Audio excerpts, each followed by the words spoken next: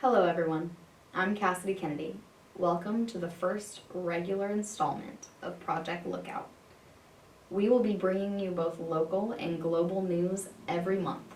Today, we'll be covering the for-profit bail system and the inherent flaws in privatizing that aspect of our justice system, as well as the citation system and how they can both negatively affect low-income citizens and how easily they can destroy someone's life. The American jail system is something everyone is familiar with.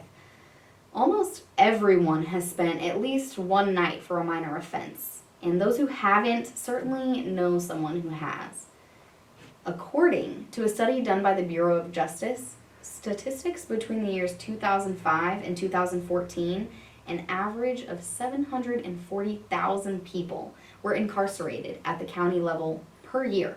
Those incarcerations resulting in an average of 4 million people under county supervision. 42% of these being misdemeanor offenses, meaning these offenses generally carry less than 1 year of jail time as the maximum sentence. And this is what we have filling our jails and prisons right now. So, imagine a person working a minimum wage job has been given a traffic ticket. No big deal as long as they can pay it. But in an economy like ours, even a small ticket of $150 can be the difference in paying rent or having gas to make it to work that week. Now, this person can either pay the ticket outright or wait to appear before a judge and plead guilty, regardless of the reality, and set up a plan of payment. If that person fails to do either of those things within a designated time period, they will also be issued a second citation for failure to appear in court. Once the payments are agreed upon, if you're not able to pay for any reason, medical whatsoever, it could result in your license being suspended and eventually a warrant being issued for your arrest. And when you're arrested, you'll be expected to pay the total balance owed before eligible for release. So let's get this straight. No car, no work, but pay double. That makes sense, right?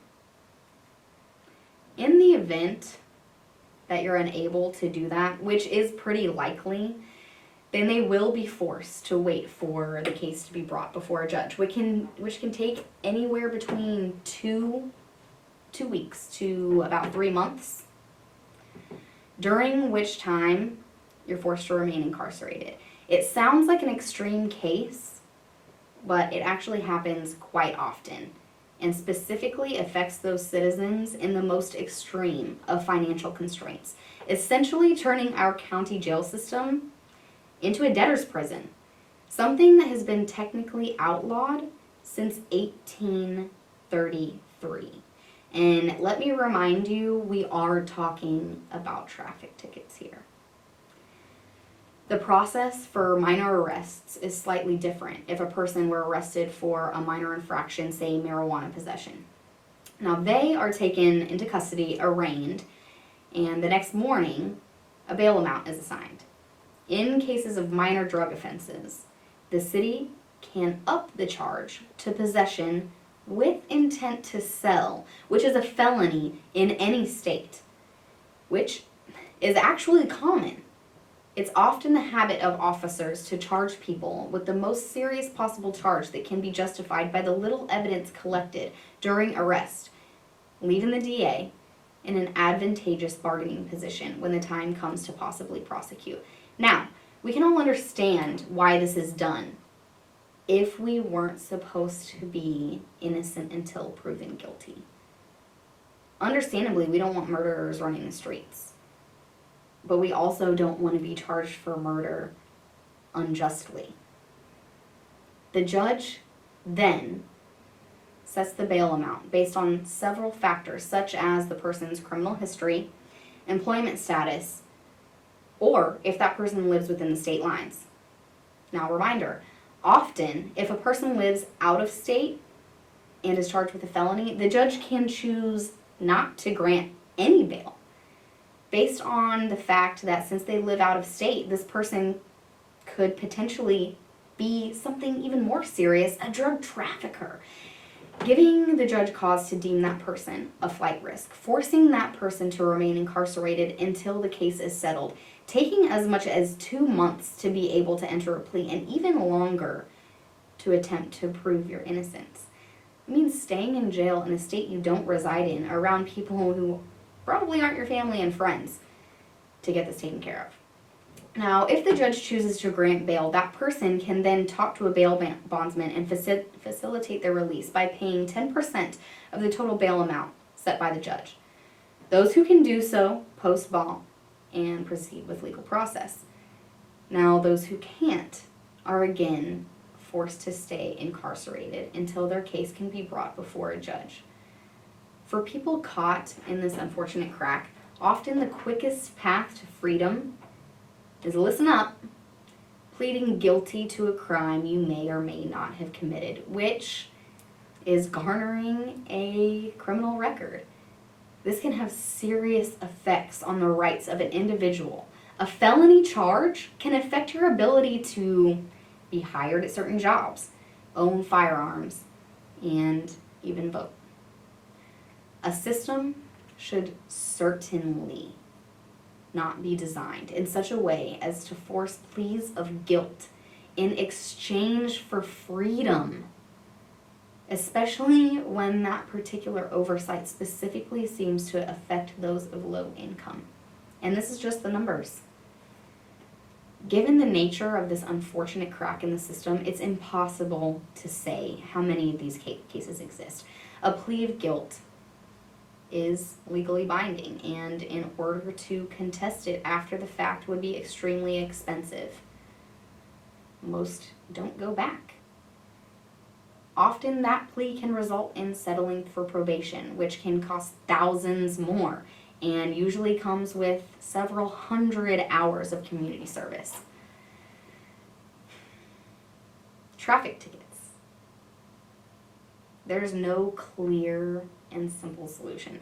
It's obvious that we can't stop issuing citations or arresting criminals, but there certainly seems to be a common theme of assuming guilt and an emphasis on exploiting as much as possible from anyone who happens to find themselves on the wrong side of the law for whatever reason.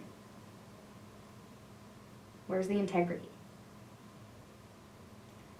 The biggest hurdle to that process, to this progress, unfortunately, is that it's extremely profitable and